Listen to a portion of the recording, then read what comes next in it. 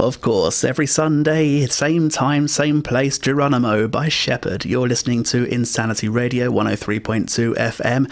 I am White Shadow, and today I've decided that I want to talk a bit about vegetarians, or, well, the topic of being a vegetarian. It's estimated that around 2% of the UK population is a vegetarian, which is much more than, it's over 1.2 million people, and that is a lot more than a few years ago when the figures were more like 400,000. That's around a 350-time increase in less than a decade. And I'm going to be talking a bit more about this throughout the show, so stick around on this jolly fine Sunday afternoon. I'm going to throw on another song right now. Let's get started with, let's put on this one. I'm feeling old school today. I am feeling old school. Stick around to Insanity Radio 103.2 FM.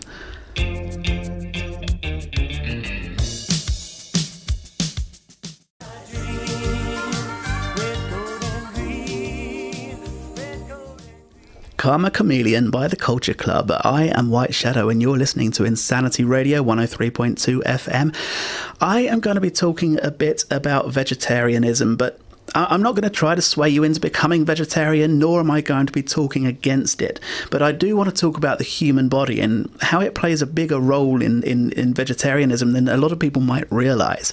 But first, I have a few UK-based facts that I want to talk about and I want to share with you. In total, just over 3.2% of the British population, around 1.86 million people, are either vegetarian or vegan, and more than 850,000 vegetarians and vegans also avoid leather, wool and other animal-based products.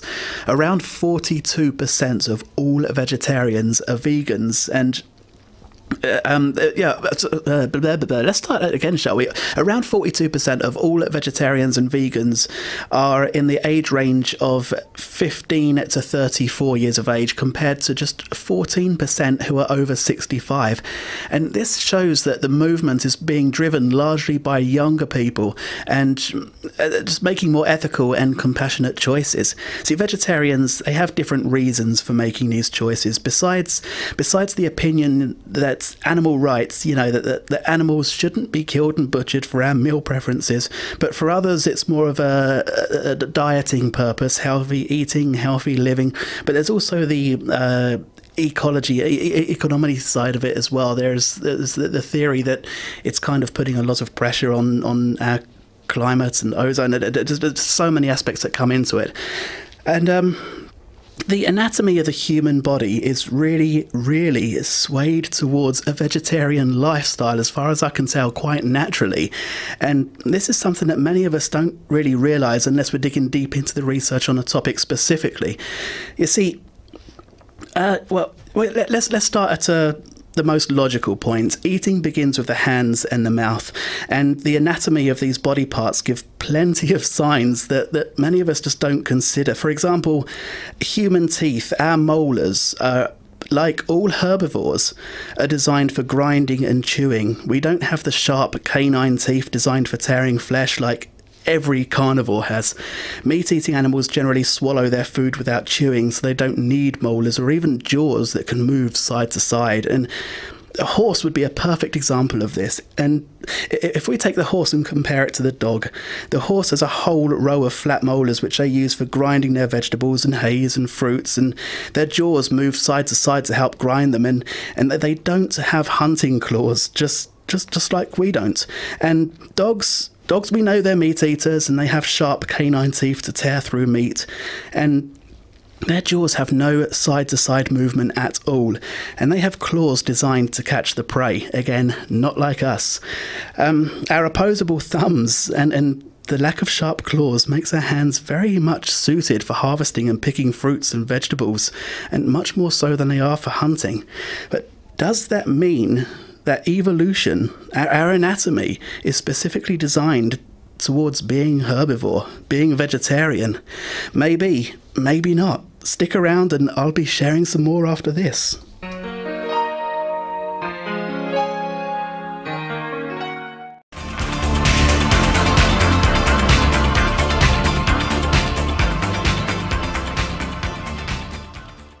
Blue Monday by New Order. Before that, we were listening to Video Killed the Radio Star by The Buggles. You are listening to Insanity Radio 103.2 FM. I am White Shadow, and don't forget you can tweet into the studio using the handle @InsanityRadio. Don't forget you can email studio@insanityradio.com. Now, around 2% of the UK population is vegetarian, which is much more than 1.2 million people. And earlier in the show, I was talking about how our teeth, jaws and hands are comparable to herbivores and not carnivores. And now I want to cover a slightly different part of the anatomy, namely our intestines. Now, I'm going to try to do this link without putting you all off your lunch. Now, meat, as I'm assuming most of you already know, it is basically dead flesh, and this starts to decay instantly. It's a process that's also known as putrefying, and I'm really not sure which word sounds better for this. So, I mean, the very second meat is consumed, that effect starts poisoning the body. And this applies to all animals, whether a human, dog, rat, cat, or some other thing that eats meat. Carnivores have an intestinal tract of 3 times their body length, so that the meat can be passed through their systems quickly, minimizing the damage caused by the poisons. Herbivores, however, they don't have the meat poison issues naturally, and so they have an intestinal tract of around 10 to 12 times their body length. And, well, what about humans? Our intestinal tract, just like herbivores, is around 10 to 12 times our body length, meaning that the meat stays in our system potentially 4 times longer or more than carnivores. It takes a carnivore around 3 hours to process their meat, and it takes us around 12 to 18 hours. And this is why we're more prone to the toxic effects in our organs. Our kidneys have to work 3 times harder, and even the pancreas is affected because true carnivores eat their meat raw, whereas we cook our meat before consuming it. And cooking destroys the enzymes that help carnivores' digestion, so the pancreas in a human has to work harder to produce its own, which puts it under stress, it weakens it and starts inviting disease. And no, before you go there, before you even begin to go there, this is not me suggesting you eat your meat raw. I'm pretty sure there's a whole batch of reasons why that could be a potentially very, very, very bad idea. Now, I did say earlier that I'm not going to try to convince you to turn vegetarian, but I mean, if that doesn't make you think twice, I don't really know what would. If you leave a chicken on the side for 3 hours, there's some potential that it might still be safe and edible. In this time, a carnivore would have already finished digesting it. If you leave the same chicken out on the side for 12 to 18 hours, I'm sure many of you know how that would smell, and that's the point when humans would have finished digesting it.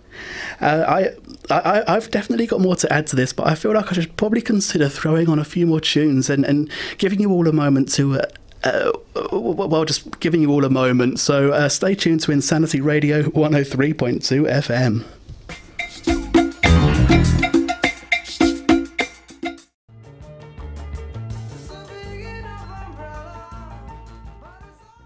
Every Little Thing She Does Is Magic by The Police. Before that, we were listening to Rapper's Delight by the Sugar Hill Gang. You're listening to Insanity Radio 103.2 FM. I am White Shadow, and so far today, I've been on the topic of vegetarianism. I've been comparing carnivores to herbivores and seeing just where the anatomy of the human body fits into this. I've already covered the hands without hunting claws, the opposable thumbs, which work well for harvesting fruits and veggies, the molar teeth designed for grinding with the side-to-side moving jaws, opposed to meat eaters' canine teeth designed for tearing through the flesh. And in the last link, I covered the intestinal tract of a meat eater being around 3 times its body length to help process meats quickly, opposed to herbivores and humans who have intestinal tracts of 10 to 12 times the length of their bodies. And now I want to cheer you all up with a little bit of talk on the topic of stomach acids, because this is what we all want to be thinking about on our Sunday afternoons, isn't it?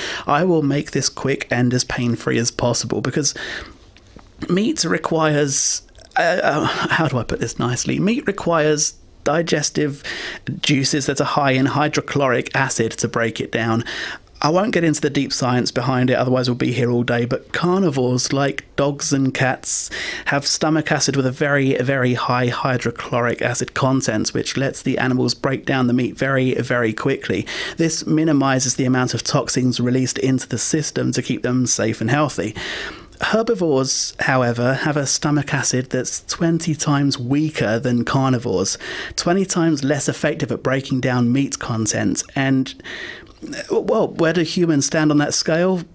Humans also have a stomach acid that's 20 times weaker than a carnivore, yet a human stomach acid is 20 times weaker than that of a true meat eater. Now, I'm going to move away from the topic of intestines and stomach acids now, because I'm pretty sure I've put most of you off your lunch and dinner by now. Another slightly less relevant comparison between carnivores and herbivores. Some of you might know that animals like cats and dogs don't have skin pores. They perspire through their tongue, and a few people say that they sweat through the pores on their feet, and I want to say that's unlikely, or at least very rare, but I am definitely no vet. I don't know this. But the fact is that they don't have skin pores to sweat through. In fact, no carnivores have skin pores to sweat through at all. That's right, all carnivores sweat through their tongues, and all herbivores sweat through skin pores. And so, where do humans stand on this scale? we only have around 5 million skin pores. Now, I've just completely gone brain dead and forgotten exactly what I wanted to talk about, so I'm just going to throw on a few more tunes, and I am keeping it old school at the moment. Yeah, I'm going to be moving it back forwards into sort of almost nearly modern time music before the end of this, but I've got a few more old school tracks that I want to be playing, so stick around to Insanity Radio 103.2 FM. We've got 2 more tracks and then I'm going to be back, and I'm going to be talking just slightly more mild Sunday afternoon stuff. Trust me.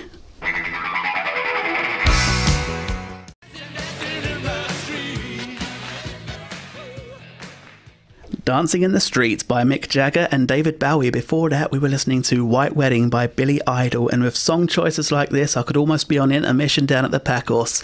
You're listening to Insanity Radio 103.2 FM. I am White Shadow, and I've been talking about vegetarianism, and I mean, in total, just over 3% of the British population, around 1.68 million people, are either vegetarian or vegan. And throughout the show, I've been comparing the anatomy of carnivores to herbivores, and then seeing where humans fit into the scale. So, I mean, as an overview, meat eaters have claws for catching prey, and herbivores don't, and humans don't. Meat eaters have sharp front canine teeth for tearing through flesh, herbivores don't, and humans don't. Meat eaters have a short intestinal tract to process meat quickly, and herbivores don't, and humans don't. Meat eaters have strong hydrochloric acids to break down the meat quickly, herbivores don't, and humans don't. Meat eaters perspire through their tongue, and herbivores don't, and humans don't. Are these indicators that humans are designed to be herbivores? Well, I do want to raise one more point before I go, because it was about 2.6 million years ago that meat first became a significant part of the pre-human diet. See, being a herbivore was very easy. There were fruits and vegetables that well, they just don't run away, but they're also not very calorie dense. And the best alternatives at the time were underground veggies like beets and yams and potatoes, but they're not very tasty or easy to chew when they're raw. And they would have been at this the 2.6 million years ago, because cooking didn't come onto the scene until about 500,000 years ago. And it's entirely possible that without an early diet that included decent amounts of animal protein, that we wouldn't have even become human, or at least not the modern verbal intelligent sense of humans that we are today. Sometimes. A diet that was 1/3 animal protein and 2/3 underground veggies would have saved early humans about 2 million chews per year, a 13% reduction, meaning a huge saving in time and calorie burning effort just to get down to dinner alone. And that was massive back in the days when nothing was automated and we had to do everything manually. And that mattered for reasons that went beyond just giving our ancient ancestors a few extra free hours in their days, because a brain is a very nutritionally demanding organ, and if you wanted to grow a big brain, eating at least some meats would have provided you far more calories with far less effort than a vegetarian meal would have done. And yeah, eating animal muscle eaten straight from the carcass would have required a lot of ripping and tearing, which of course needed sharp teeth and powerful bite. But once we learned to process our meats, a lot of changes started happening with the cranium itself. We did away with some of that, developing smaller teeth and less pronounced muscular jaws. And this may in turn have led to other changes in the skull and the neck, favouring the larger brain capacity that we seem to have now. Although we can argue that meat eating isn't necessary in this day and age. A couple of million years ago, I think it played a huge part in the speed of our evolution. That's it from me. Stick around to Insanity Radio 103.2 FM, because we have the Student Radio Association chart show coming up straight after this. Rock on.